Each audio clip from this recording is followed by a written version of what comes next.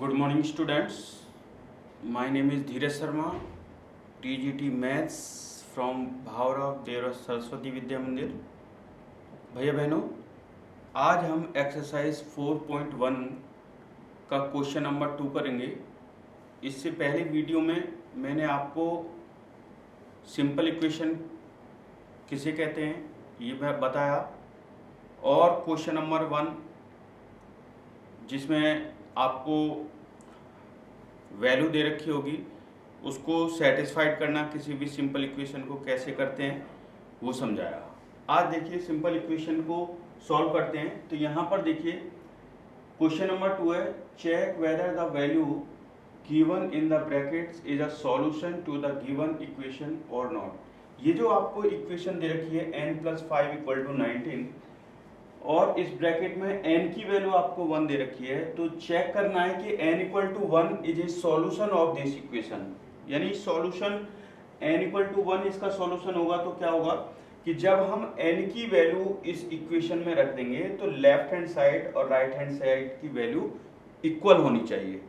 तो यहाँ पर देखिए अब हम रखते हैं भाई, यहाँ पर LHS देखिए लेफ्ट हैंड साइड क्या दे रखा है n+5 और यहाँ पर n = 1 रखेंगे तो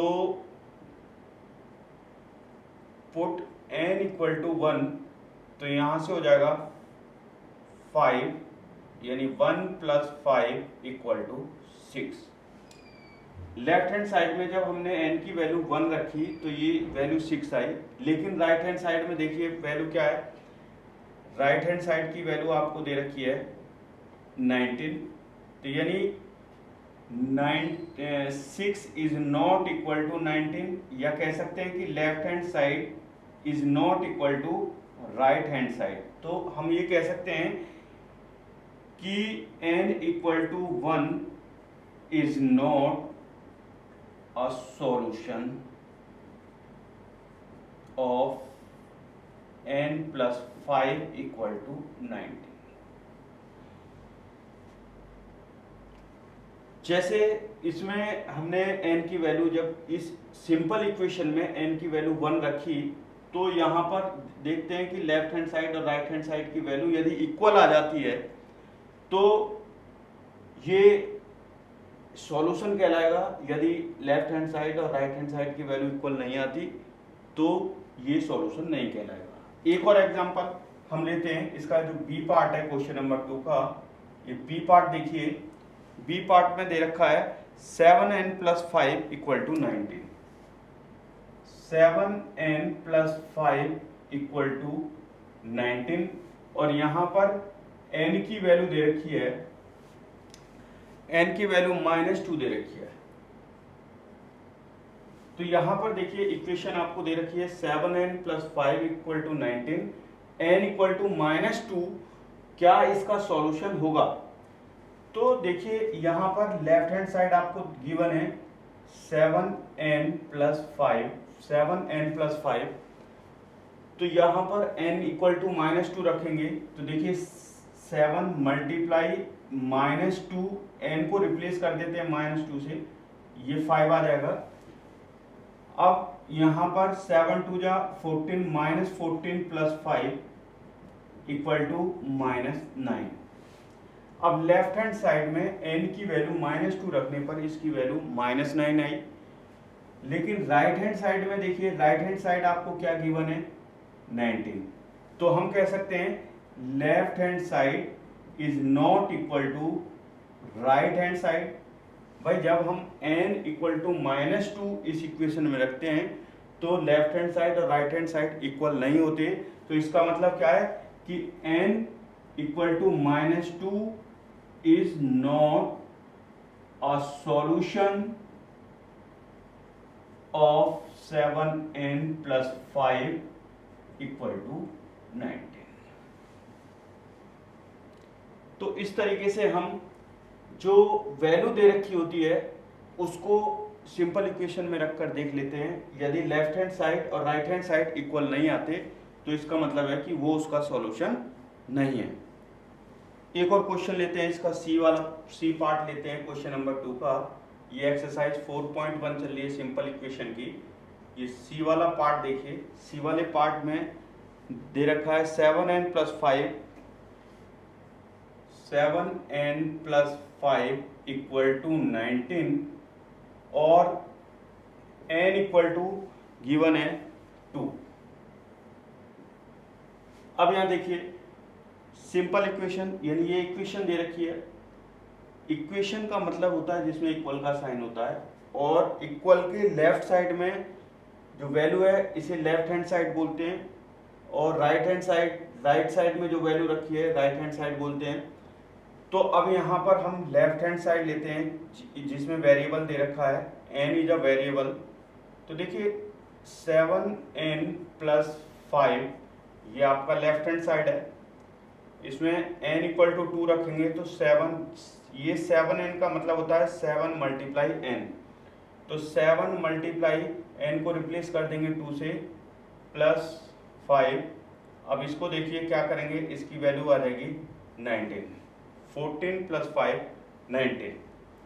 अब राइट हैंड साइड आपका देखिए, राइट हैंड साइड ये 19 दे रखा है, तो LHS और RHS की वैल्यू दोनों इक्वल आई, तो हम लिख सकते हैं कि n = 2 is a solution of 7n + 5 = 19।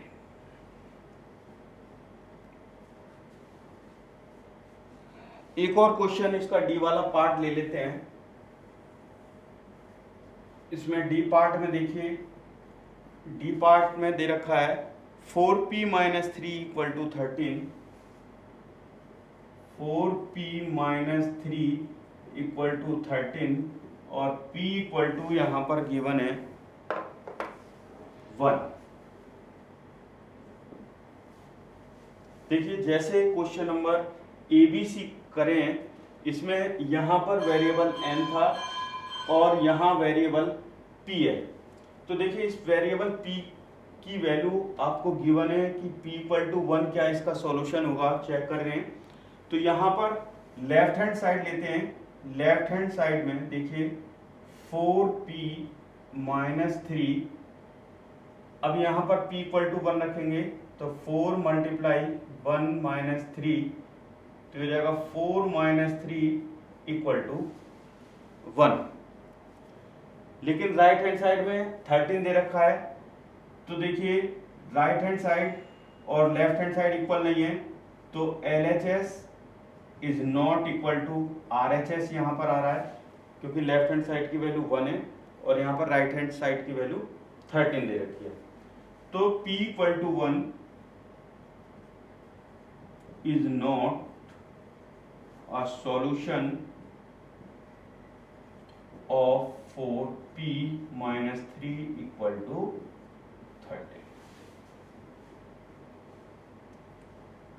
ठीक है। अब यहाँ पर देखिए ई वाला पार्ट देखते हैं, सेम जैसे अभी करें हैं।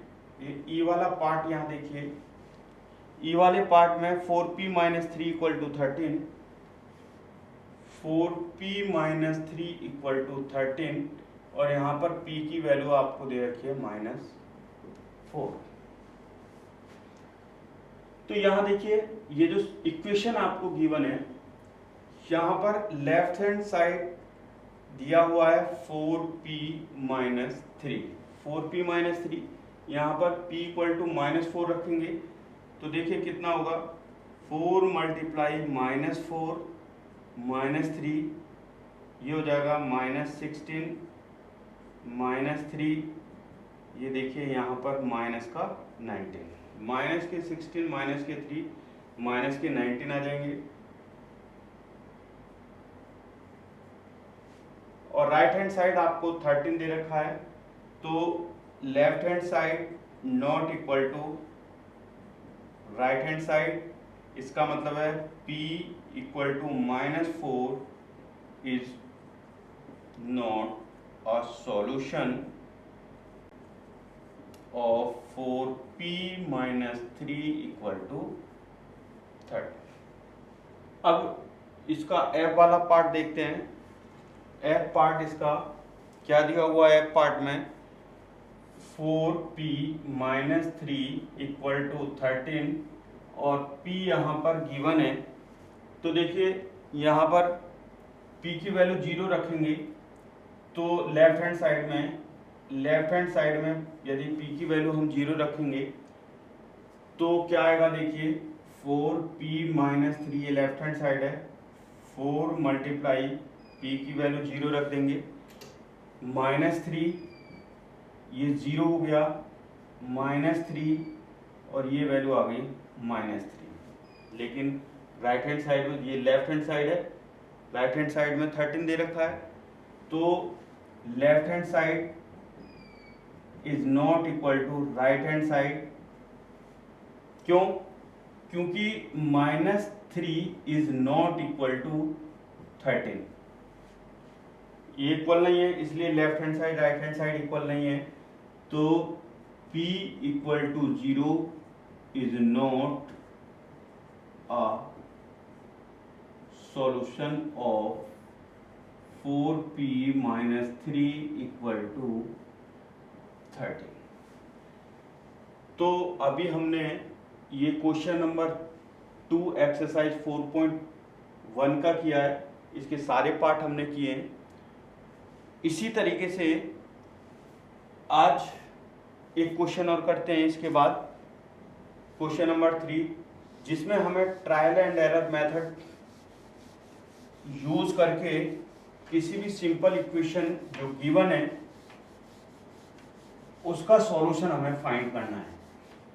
Solve the following equations by trial and error method. तो यहां पर देखिए फर्स्ट क्वेश्चन है 5p plus 12 equal to 70। Trial and error का मतलब होता है गलत करते हुए सही की ओर जाना, ट्राई करना गलत करते हुए। तो यहां पर देखिए सबसे पहले सिंपल तरीका ये है कि हम इसको सॉल्व कर लेते हैं, सॉल्व करके p की वैल्यू फाइंड कर लेते हैं, या हम यहाँ पर वैल्यू p की वैल्यू कुछ भी रखते चले जाते हैं, 1 2 0 कुछ भी वैल्यू p की रखते चले जाते हैं। तो क्या होगा कि लेफ्ट हैंड साइड और राइट हैंड साइड जहाँ पर इक्वल आ जाएंगे तो इसका मतलब वो उसका सॉल्यूशन कहलाएगा। तो यहाँ पर देखिए भाई, यहाँ पर p इक्वल टू 1 रखा, now putting p equal to 1। जब p इक्वल टू 1 रखते हैं इसमें तो ये जगह देखिए 5, p की वैल्यू 1 रखेंगे, प्लस 12 इक्वल टू 17। तो यहां से हो जाएगा देखिए 5 प्लस 12 इक्वल टू 17 और 12 प्लस 5 ये 17 आ गया इक्वल टू 17। तो इसका मतलब क्या हुआ? देखिए p इक्वल टू 1 पर लेफ्ट हैंड साइड और राइट हैंड साइड की वैल्यू इक्वल आ रही है, तो इसका मतलब p इक्वल टू 1 ये इसका सॉल्यूशन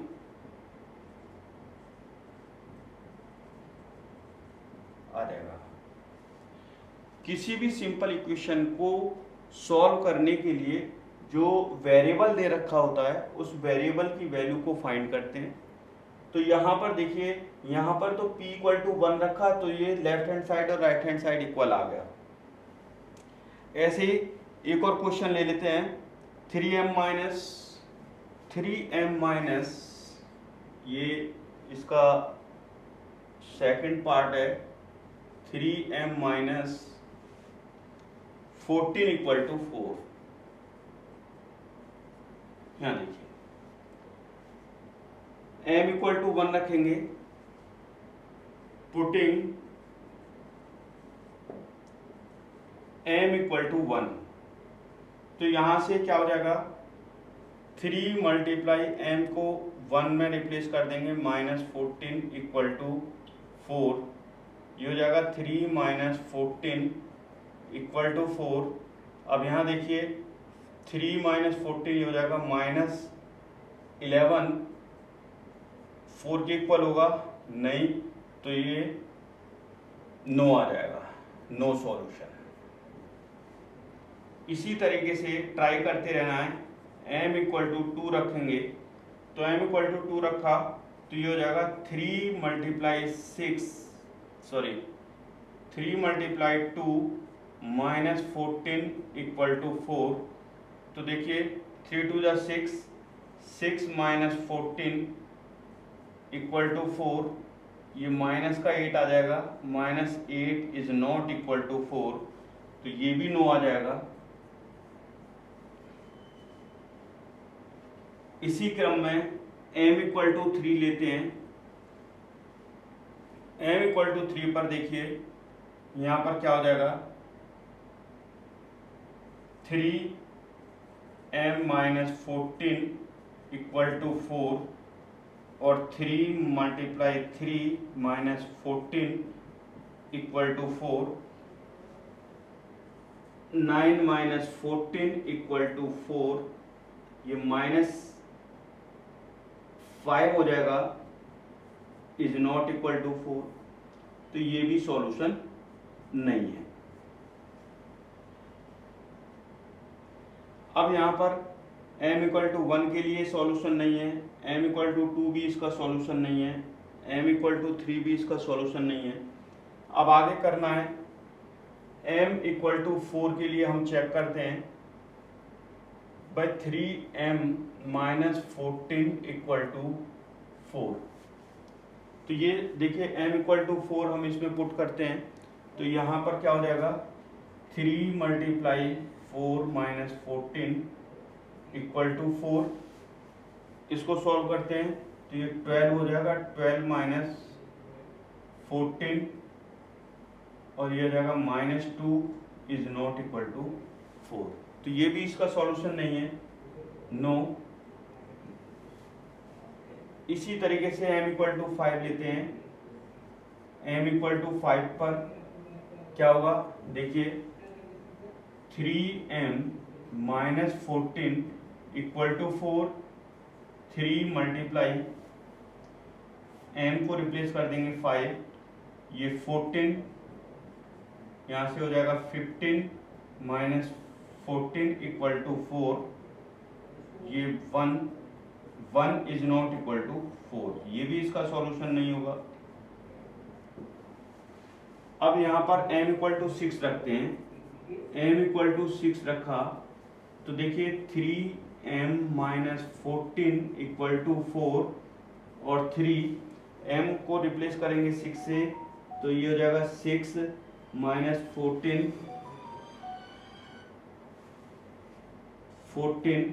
इक्वल टू 4, 18 माइनस 14, तो देखिए यहाँ पर क्या आ रहा है ये 4 इक्वल टू 4। तो यहाँ पर देखिए m इक्वल टू 6 के लिए ये वैल्यू 4 आ रही है, लेफ्ट हैंड साइड और राइट हैंड साइड इक्वल आ रही है, तो इसका मतलब कि m equal to 6 is a solution of this equation 3m minus 14 equal to 4। Trial and error method में हम क्या करते हैं कि जो वेरिएबल होता है उसकी कुछ भी वैल्यू ले लेते हैं 1 2 3 4 5, इसी तरीके से करते हुए हम एक सही सॉल्यूशन हमें मिल जाता है। तो यहाँ पर देखिए हमें जब m इक्वल टू 1 रखा तो यहाँ पर left hand side right hand side equal नहीं थे, तो इसका मतलब वो सॉल्यूशन नहीं था। इसी तरीके से 2 और 3 के लिए 4 5 के लिए हमने फाइंड किया तो लेफ्ट हैंड साइड और राइट हैंड साइड इक्वल नहीं थे, तो इसका मतलब ये सॉल्यूशन नहीं थे। लेकिन जब हमने m इक्वल टू 6 की वैल्यू हमने इस इक्वेशन में रखी तो लेफ्ट हैंड साइड और राइट हैंड साइड इक्वल आए, तो इसका मतलब हम लिख सकते हैं 10 m equal to 6 is a solution of 3m minus 14 equal to 4। तो इस तरीके से हम क्वेश्चन नंबर 2 और 3 को करेंगे। आज हमने एक्सरसाइज 4.1 के क्वेश्चन नंबर 2 और क्वेश्चन नंबर 3 को डिस्कस किया। Thank you.